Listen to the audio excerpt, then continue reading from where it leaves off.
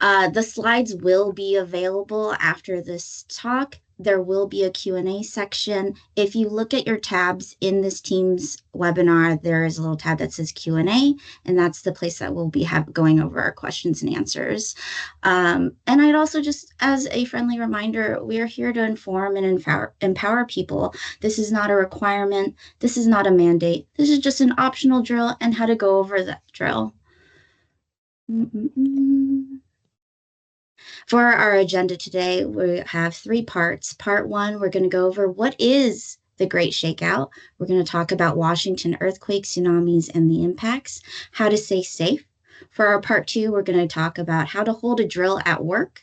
And our part three is going over business continuity and planning, additional resources that will be available, and then those questions that you guys put in the Q&A section. So let's start off. What is the Great Washington Shakeout? It is an annual drill.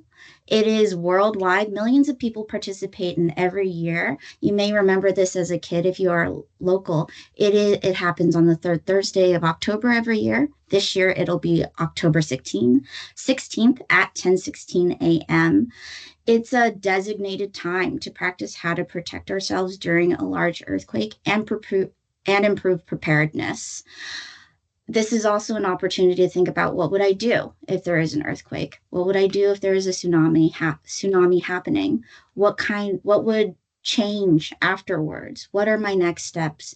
And what can I do to prepare for this? And I'm going to hand this off to Brian, our experienced Shakeout resident, to also talk about our hazards in Washington State. Yeah, thank you, Kadrina, and excited to have you all here learning about how to do a shakeout. Many of you have probably done it before, but we're just going to try to give you some tips and tricks. Again, it is not required at all, but just a perfect opportunity to think about these things. If you're not like our team and you don't think about earthquakes and tsunamis and how to prepare for them every day of the year. So yeah, we're going to look into why we do the shakeout and why this is so important in Washington. And a little early content warning, some of the things we're talking about will be a little scary, but we're telling you about these things because earthquakes and tsunamis will happen someday, and preparedness for them is something that we can do. So again, this is shared to empower you to do something about these. So let's go to the next slide, please.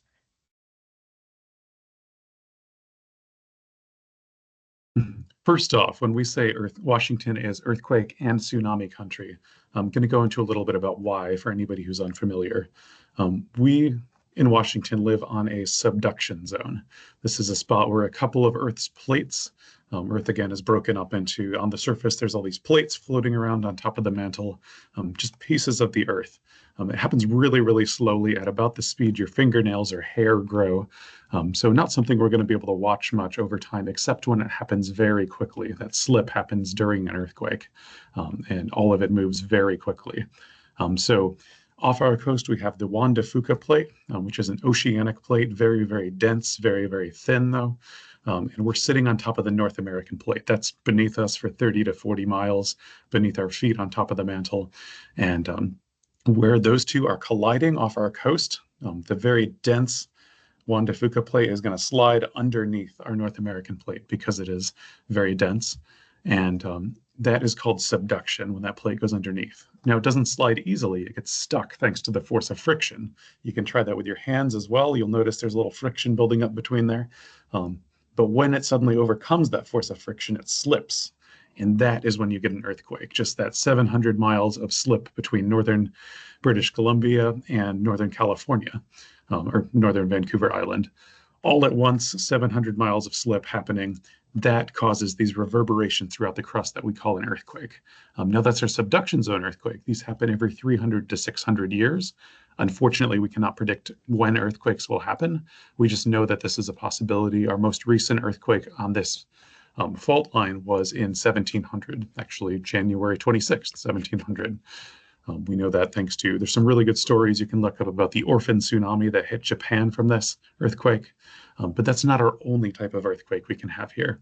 So way down below in that subducting slab, as it releases water, as it dives into the mantle, it becomes brittle and it can fracture, it can snap.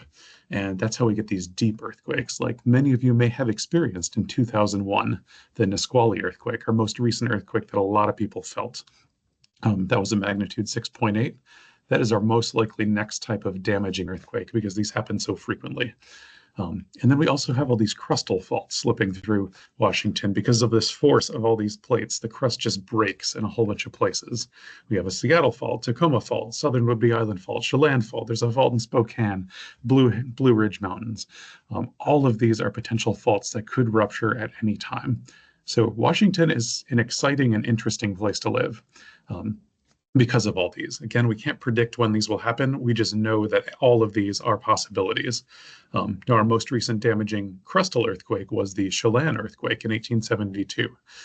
So these can happen all over the state too. It's not just a Western Washington thing, no matter how much that graphic looks like it is. So wherever you are, be prepared for earthquakes. And that includes being able to feel earthquakes from other states too. They don't recognize state borders. They don't recognize international borders. So yes, some of you might have felt the Stanley earthquake in 2020 as well. That happened in the middle of Idaho, or Hebgen Lake earthquake back in the 1960s or 70s. That was in Montana near Yellowstone. So this is earthquake country. And then those earthquakes can cause a tsunami as well, which we'll talk about soon. So let's go on to the next slide, please. So a really important part of being prepared for this is knowing what to expect. Again, some of you might have felt that 2001 Nisqually earthquake, and I've heard all sorts of accounts from people about what that actually felt like to them. If you were driving, it might have felt like a flat tire. Some people described a roar. Some people described it feeling like it shook for an eternity. It was about 30 to 40 seconds. Our Cascadia subduction zone earthquake will shake for 5 to 6 minutes. So picture that. Knowing what to expect. Earthquakes will strike suddenly, sometimes with a roar. Everything is going to begin to shake. Lights could flicker, they could go out. Sprinklers and fire alarms might activate. Windows can break and shatter. Objects can fly off the shelves and walls. You might get furniture moving. Basically, everything that we rely on day to day, this ground being solid beneath us, is going to change very quickly. And people are going to be scared, and that is okay. That is not something we have to think about on a daily basis, but it's something we should be prepared to happen and know what to do, which we'll get into in a little while. But yeah, you might see trees and telephone poles rocking.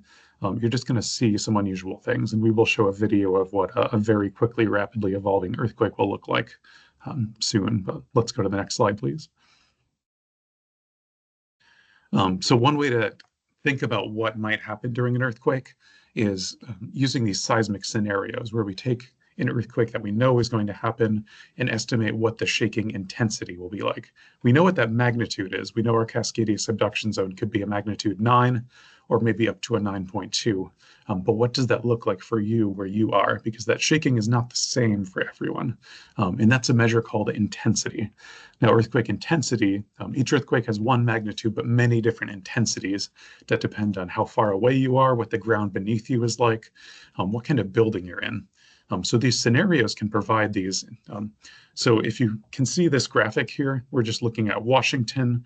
You can see that the kind of our Olympic Peninsula, most of the areas on the shore are going to get the highest. This red shaking is your violent to extreme intensity, whereas further away from the fault, as you go further away into eastern Washington, into the Puget Sound region, that intensity is going to drop off into severe, very strong shaking, and then into light shaking, which is going to be less noticeable. So let's go to the next slide and see what those levels look like, because this is how you help prepare. So that light shaking you're going to get in eastern Washington, many people are going to feel that. However, it's not going to cause much damage. This is going to be a little different for everybody, of course, but as we get up to that level of violent shaking, though, that's going to be especially out on the peninsula on the coast, considerable damage, even in well-designed structures. So this is kind of the really big level. Now, each of these levels here, when you look at these scenarios, which we'll share resources, how you can find these later, there are specific engineering standards to understand what this peak ground acceleration or peak ground velocity are, so you can help make sure buildings are designed to withstand these sorts of shaking forces. But this here, again, this is the modified Mercalli intensity scale, and these are earthquake scenarios. These are to help you understand what to expect when it comes to shaking when you start doing your planning. So these are resources that are available.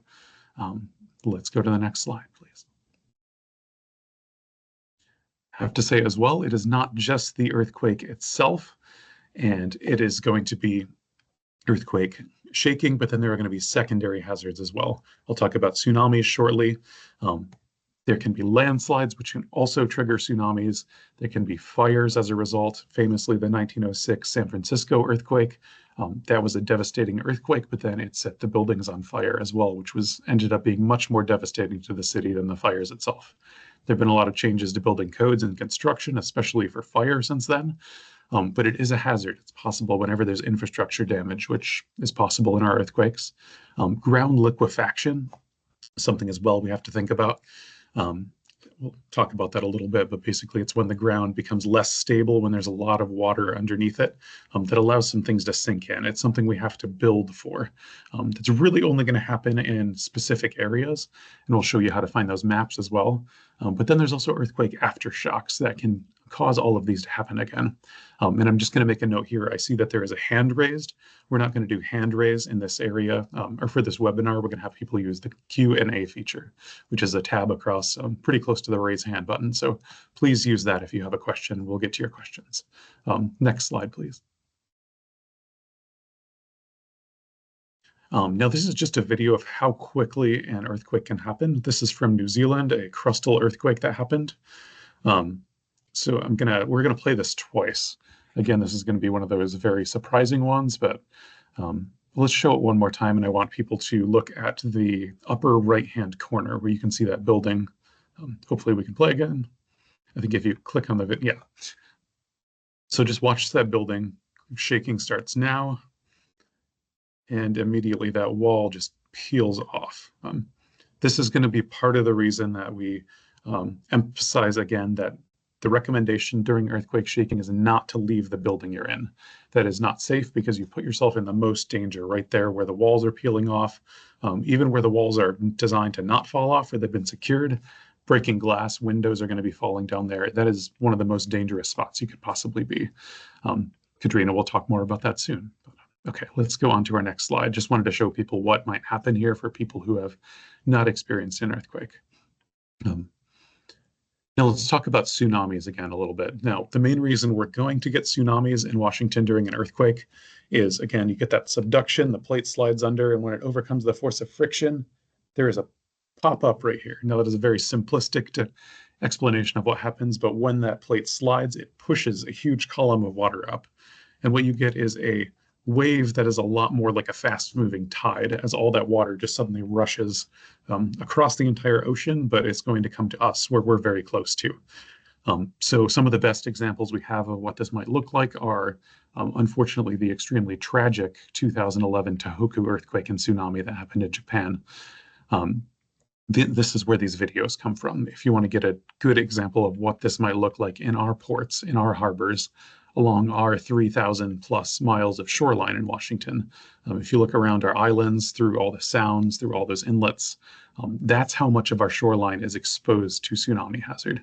And the tsunami from the Cascadia subduction zone will impact that entire area. But it's not just these rising waters, it is also these fast currents. So picture, even if you've been to the Sound on a day where the tide is moving quickly, there's a lot of current in there. Now, if that tsunami goes with the tide, that's going to cause significantly more currents that are going to be very dangerous, in addition to the rising wall of water that's going to come inland. So this is a very important thing to prepare for if you are on the coast. And we will show you some resources at the end for how to look up what zones are at risk from tsunamis. And not just the coast, but the inland waters as well, the Sound, any of the islands.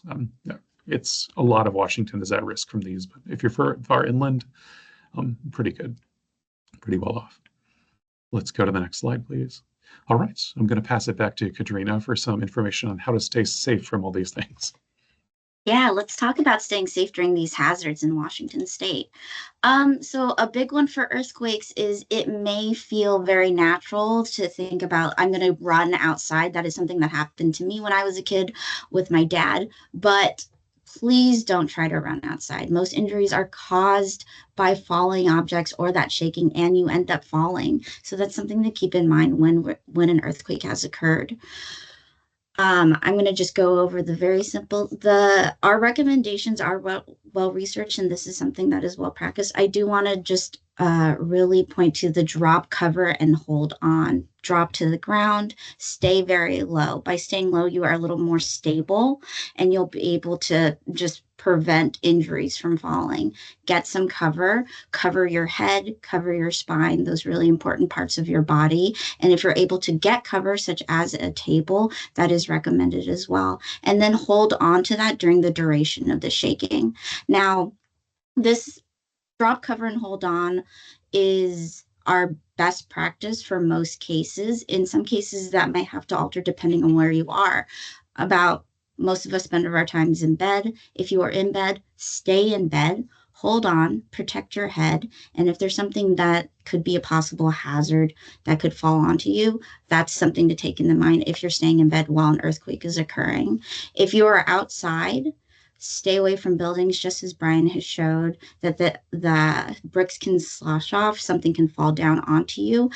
Stay away from walls, stay away from power poles. If you're in a car, which is a high likely scenario, you're going to want to pull off to the side or stop where you are. Turn on your hazards and stay in your vehicle. If you are in a car, I would try and still cover your head and spine because of that glass shattering. Something could fall onto your car. Um, so just keep that in mind. In my head, it's tucking, so you're lower than the dash in case something falls onto the roof of your car. If you are in a wheelchair, remember to put your brakes on and to protect your head. But really just remembering that simple drop, cover, and hold on is a best practice for most scenarios. Now, let's say an earthquake has occurred. An earthquake can be your first and maybe only alert that there is a tsunami if you're in a tsunami zone. If you are in a tsunami zone, please take in mind first, drop, cover, and hold on if there is an earthquake first. After the shaking has stopped, you're going to want to use your evacuation route to get to high ground. Something to keep in mind, if you have a go bag, I would grab that. There might be a lot of hazards on the road. There could be telephone poles, there could be trees. Roads might be impassable, so evacuating by car is not typically recommended.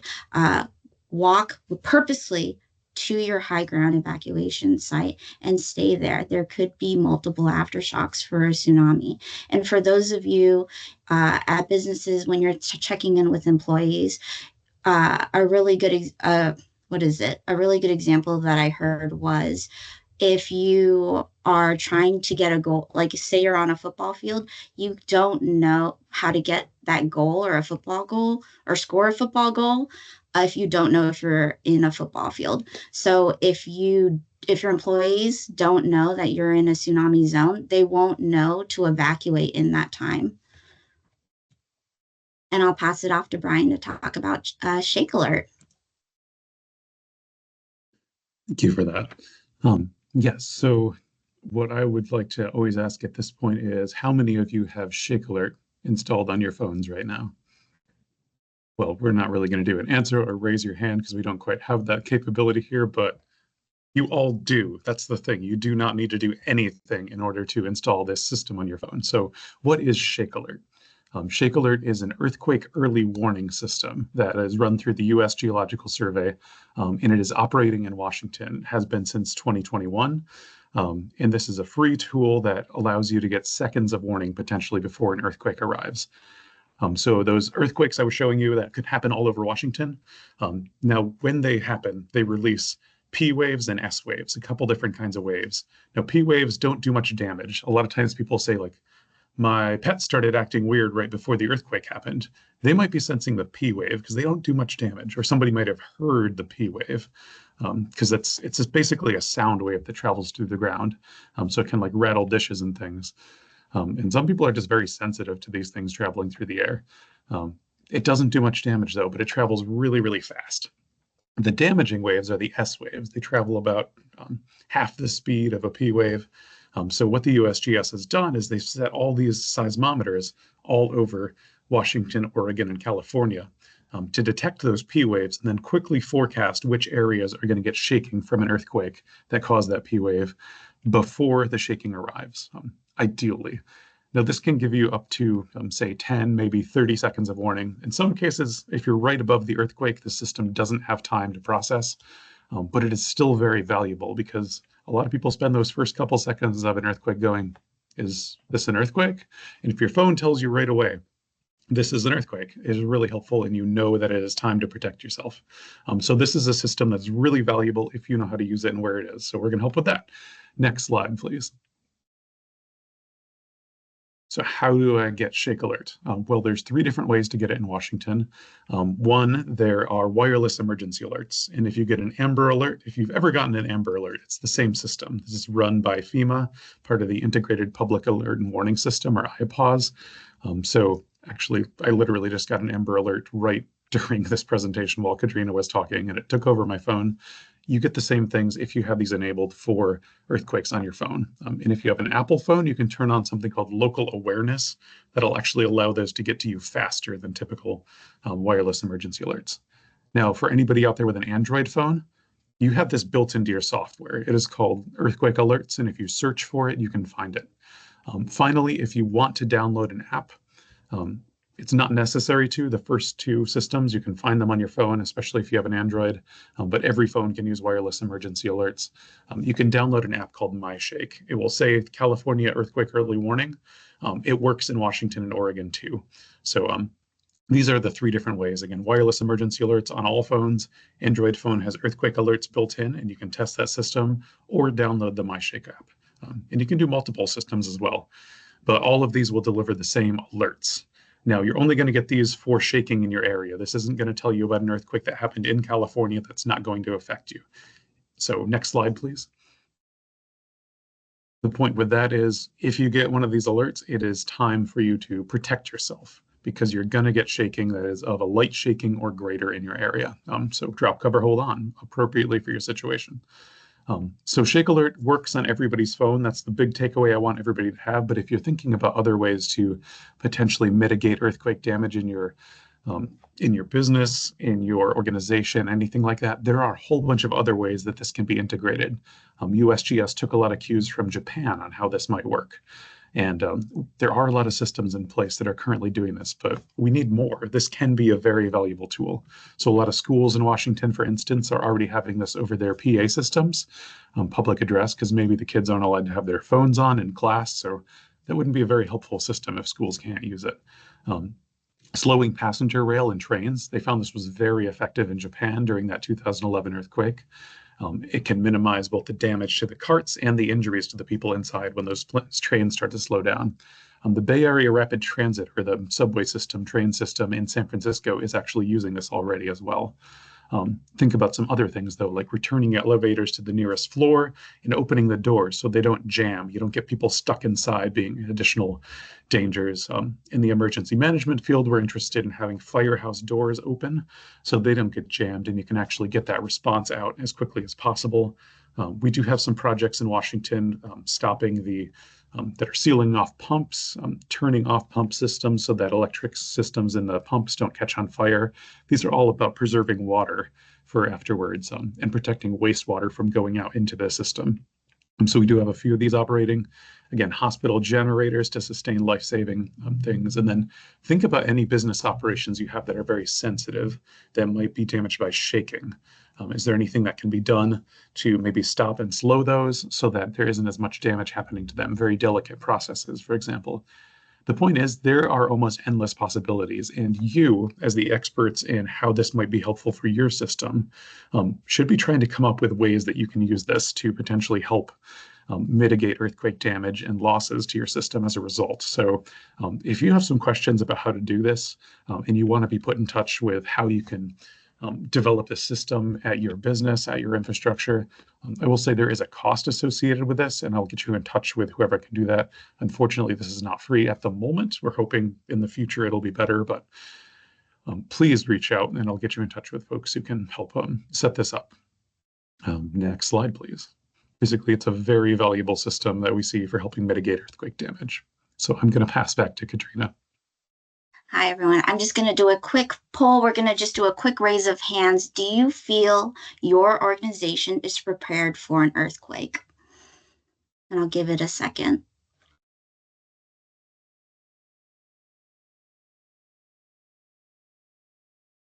A lot of hand raises, which is awesome.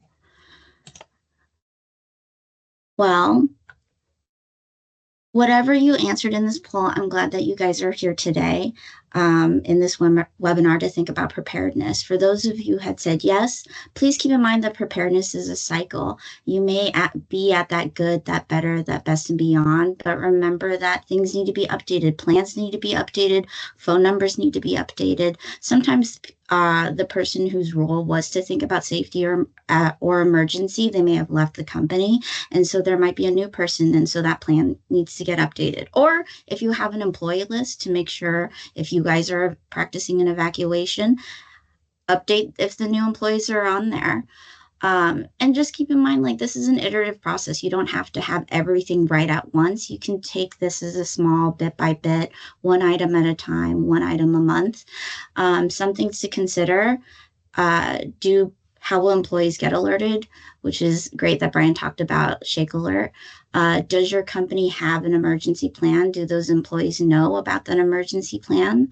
Do they understand or have a go bag? Do employees know the evacuation route? Have you guys practiced walking them or at least talked about them? How will employees communicate after a large emergency? Most people will want to check in with their families at the very beginning, within the first 5 minutes after a large earthquake. Do you guys have a plan for that? Most people will probably want to go home. So that's something to think about for business continuity. So let's talk about how to hold a drill at work. We can talk about this from like a simple to a mid-range to a full scale. It doesn't have to be all inclusive. I will reiterate again, drills save lives. Having that practice, having that muscle memory is really important when preparing for an earthquake or a tsunami. Seconds of warning matter. This is a really great photo from a CCTV. Someone received an alert, saw it on their phone, showed it to someone else, but they hadn't had that muscle memory of practicing, of drop, cover, and hold on. So then they both just looked at their phones, and which is actually really common. Something that you will also see is CCTV footage of children in schools. They practice going under their desks, but when in the scenario of them being home in a completely different scenario for an earthquake, they don't actually, that muscle memory isn't there, and their reaction time of, oh, I need to go under a table, isn't practiced, so people don't implement that in the real scenario. So that's just something to keep in mind when we're thinking about practicing a drill in the workplace. So, some questions to ask when you're preparing for something, a very basic drill or a more full scale drill, is what do you want to test in your safety plan? Do you have a safety plan? Is there any other emergencies that you need to take into account when you're practicing this drill? How many people need to practice this drill within your company? You may have a very small company of maybe 2 or 3 employees, or you may have a very large organization that can go, that's global, that's from different states or different countries, and they might have different procedures as well. How much time and how many resources do you want to dedicate to this drill?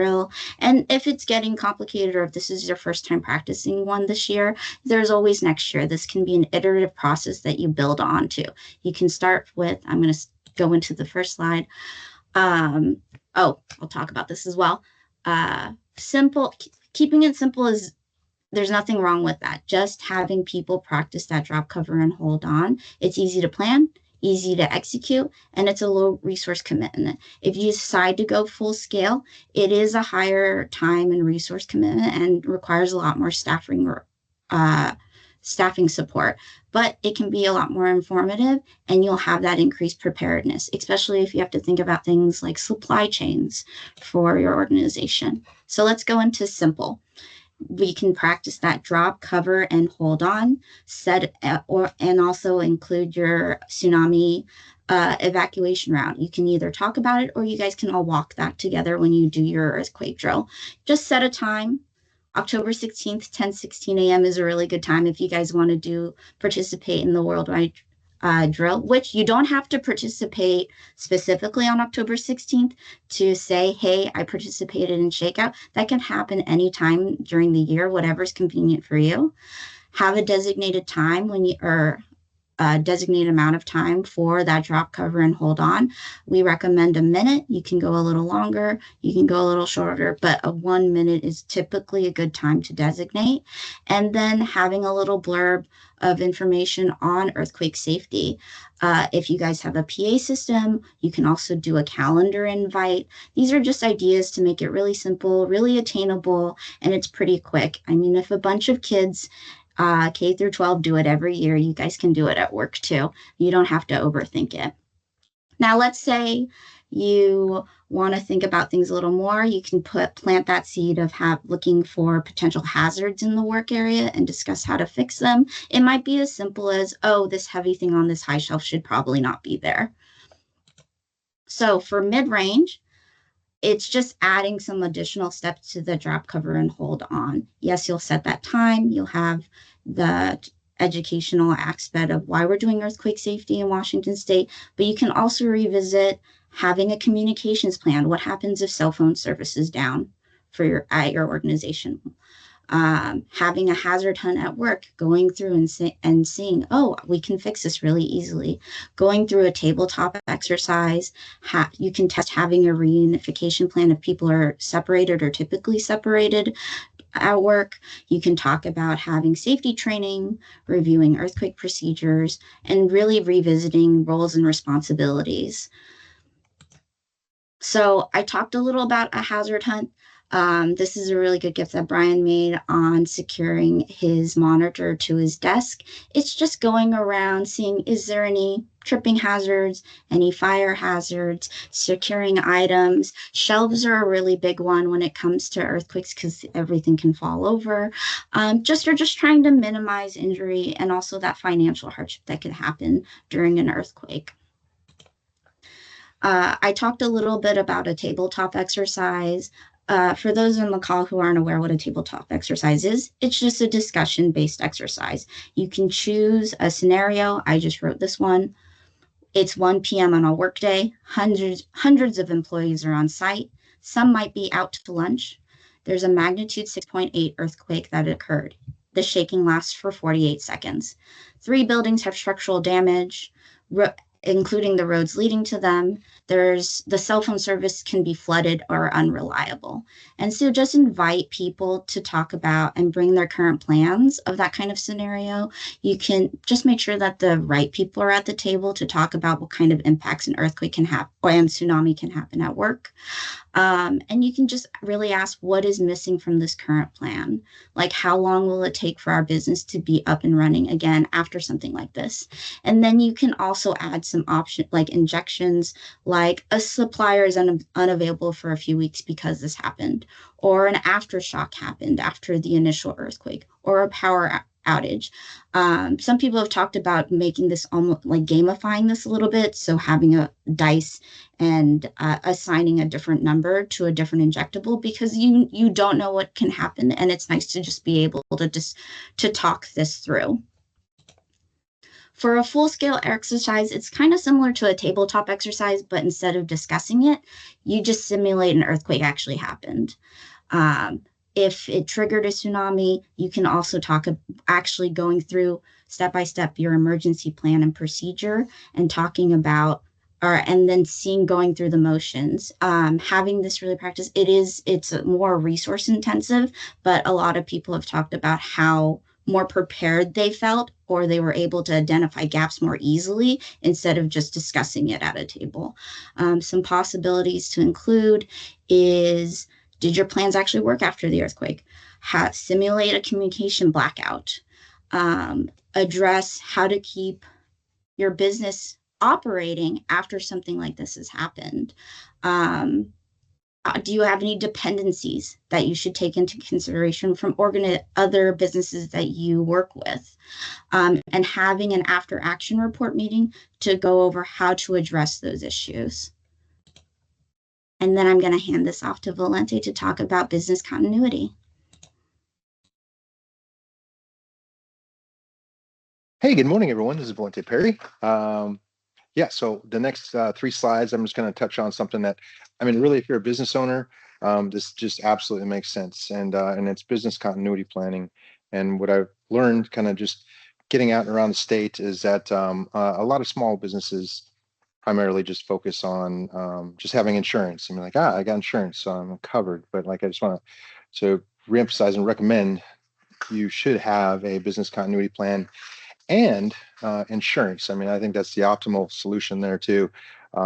If you are a business owner, because I'm willing to bet your blood, sweat, checkbook, and everything is thrown at your business. So it would probably be in the best interest of a business owner to just take the time to build a business continuity plan. And I think sometimes it's a daunting task that seems, or maybe there's like somewhere along the lines picked up like that's a really involved process and it's costly and yeah, just it's going to consume too much time. But I mean, in reality, it's free, and you could probably Google business continuity plan and come up with several different plans. I'll touch on the one that I like to recommend on the third slide of this too. But just going back to the bluff, the bottom line up front is having a business continuity plan and insurance is the optimal solution in my mind. So that's something I'd like to recommend. Okay, slide.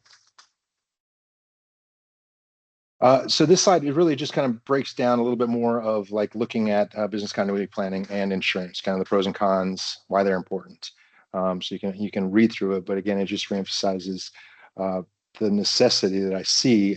And thankfully, in the Pacific Northwest, we're not hit by multiple hurricanes and events annually. You know, there's a couple of big ones. So now it's, I mean, I guess wildfires is really a primary concern these days. But as far as hurricanes, you know, we're not getting slammed by these tsunamis and hurricanes off the West Coast multiple times a year. So it might not seem as like, well, you know, it'll be fine. I'll just have insurance and I'll have that long-term financial coverage to rebuild or move or restructure, whatever it is. But what I do feel is that the most of the communities in Washington really just want to get back up and running and have a continuity plan, and a lot of them just don't know who to call in the first place. They don't know what to do. They don't have that number on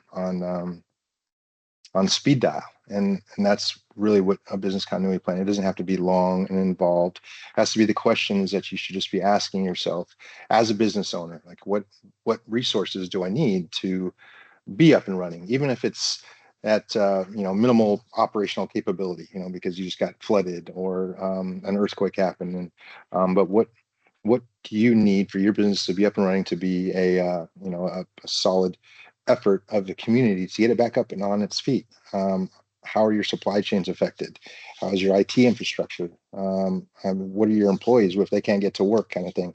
And just all the questions that you would want to ask. And so that's the biggest thing of a business continuity plan, and that's what an insurance policy is not going to help you with. So it's two separate things. So that, I mean, there's two separate but equally important things. So so that's why I highly encourage any business owner to just take the time, take the moments.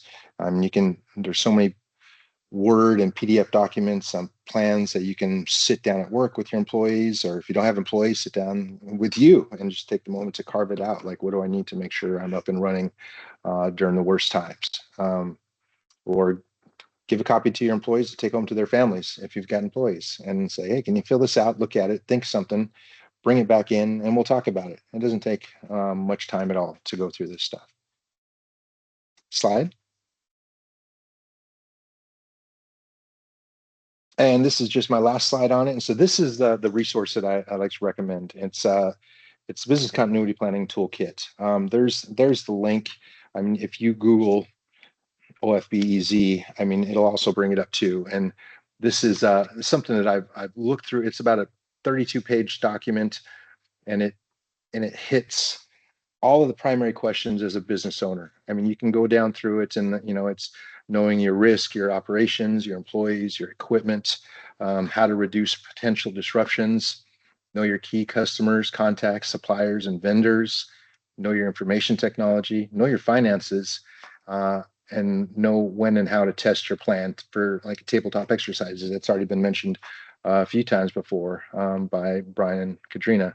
And then just know where to go for help. So you're not sitting there waiting for the next update from the news to be announced, or you want to know what's going on and how you can help and how you can get back up and running. So that's what this toolkit does. And it's something, I mean, you can pull it up, fill it out, put a copy of it in the safe at work, keep a copy of it at home, hand it out to any employees.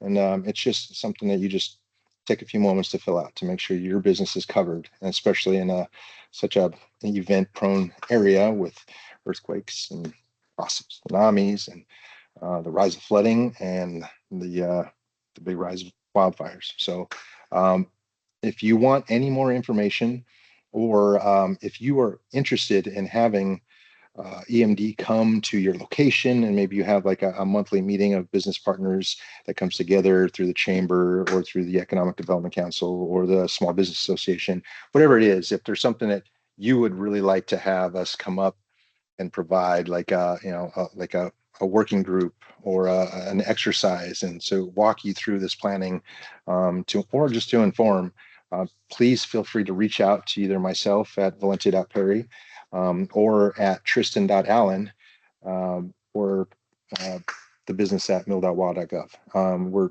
totally flexible and absolutely ready to help you guys get your business continuity plan going. Aside from that, please feel free to reach out if you have any questions. Thank you, Brian and Katrina. Yeah, and thank you, Valente. I think business continuity is a really good thing to consider when we're thinking about earthquake drills and tsunami drills. So thank you so much for speaking to that. So let's talk a little bit about some additional resources, and then we can visit some questions. I'm going to throw a lot at you. So just to talk about the 7 steps of earthquake safety. When I went over that simple, mid-range, and full scale, I was pulling a little bit of that survive and recover for basic. When you're reconnect and restore, we can talk, which it touched upon on mid-range and full scale. And full scale also talks about covers that preparedness. So secure your space and plan to be safe. This is pulled from earthquakecountry.org, which is California based. So it's a little more skewed toward California, but there's still a lot of good stuff there. Some considerations as well. Structural retrofits. I wouldn't consider structural retrofits as part of a typical earthquake drill or tsunami evacuation. It's just something to also consider. It is the most expensive option that you can do, but it is something that can help secure that building so that people are safe within that building, as well as can be continued to use that building after it's after a major disaster like an earthquake. So that's also something to consider. And I'm throwing way more resources at you. For anyone who likes a good template or wants to implement this but don't know what your first step is, here are drill resources. Again, this will be available after this presentation. I'll send these out. For the if you're thinking about getting an invite letter or a take-home template or going over an actual drill manual that has that step-by-step detail, I'm going to point you guys to the ShakeOut drill manual for businesses. If you have any particular questions that you have or specific questions that you might have to pertain to, you can contact us at shakeout@mil.wa.gov. If you want to look up evacuation routes or just more information about tsunamis in general for your drill, you can also use these resources as well. If you're thinking about more educational, you want to learn more of and start thinking about preparedness, these are some resources for you available for you guys as well. And then for alerting resources, whether it's general for tsunami, volcano, or earthquake, there are several resources here that you guys can check out. And then I'm going to hand this off to Brian to talk more about the geological information portal. Thank you. So our friends at the Department of Natural Resources or Washington Geological Survey over there actually have a tool. If you've heard about something like liquefaction or want to know where your local faults are or look up some of these earthquake scenarios, these can all be found at the Geologic Information Portal. And I have a note here too. If you go to their YouTube page, YouTube WA State DNR. They have some really good tsunami simulations, so you can just watch how these tsunamis move through the sound from a variety of different sources, at least Cascadia Subduction Zone and the Seattle Fault Earthquake, which are two of our biggest tsunamigenic sources. But this is the tool that's available, and you can actually, what I like about this is you can actually type your address in there. You can type an address of your business, your home, and you can encourage other people to look it up as well and kind of compare that to where these hazards are.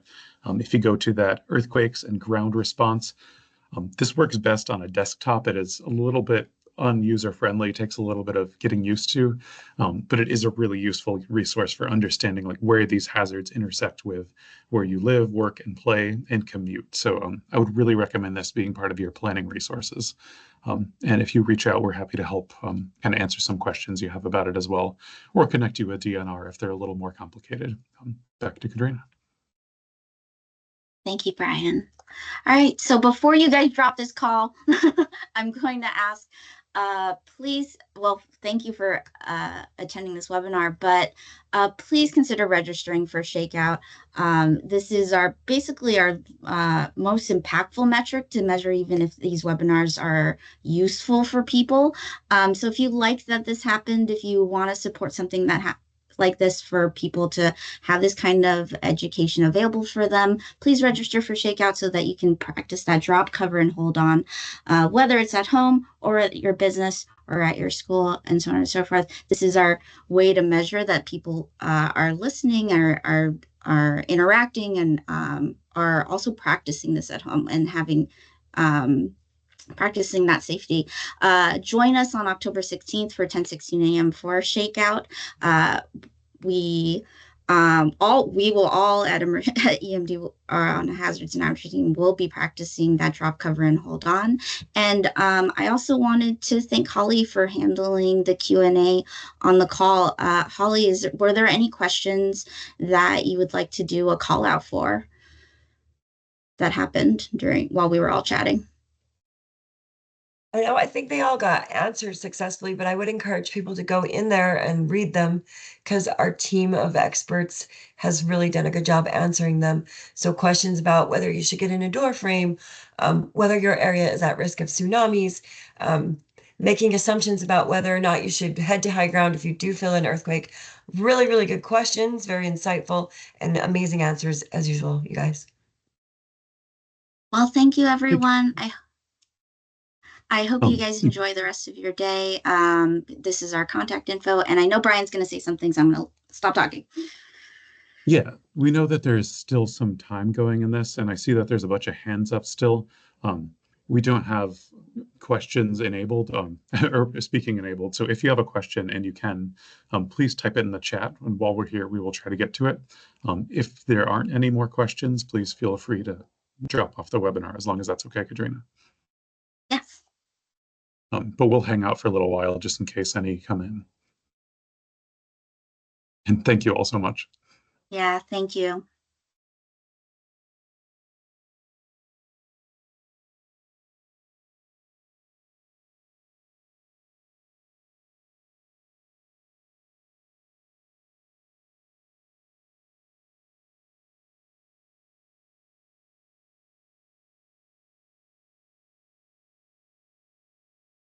And with the number of people dropping off, I believe at this point it'll be okay if we end the event officially.